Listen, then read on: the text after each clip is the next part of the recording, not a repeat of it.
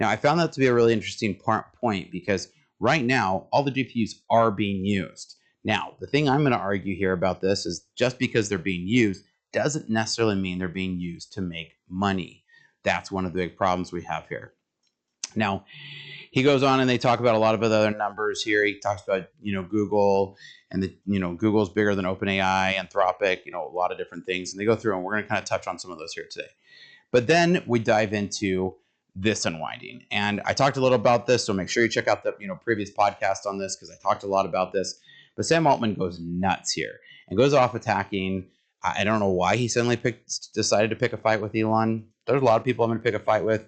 Elon Musk, whether you love him or hate him, is probably not in that list for me. But he says tail in 3 acts. He says, hey, he reserved a Roadster.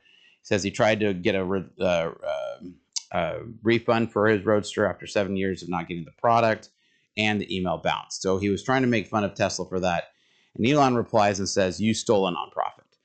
And, and then this spirals down because then Elon also responds, says, you forget to mention Act 4, where the issue was fixed and you received a full refund within 24 hours, but that's your nature.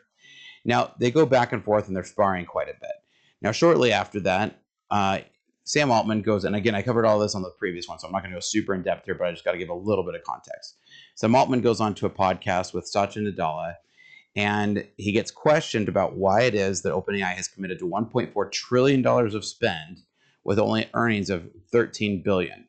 Now, Altman says OpenAI's revenue is growing steeply and throws out some crazy numbers like they're going to be at $100 billion by next year, which is, or 2027 or some ridiculous numbers that everybody in the world knows is total crap.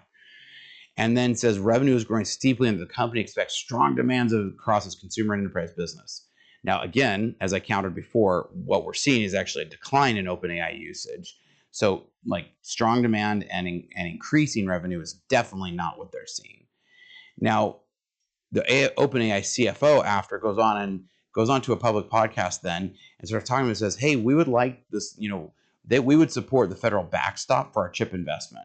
And says the company would support federal measures to make it easier to finance sizable investments in AI chips. So she spoke at the Wall Street Journal's Tech Live event in California.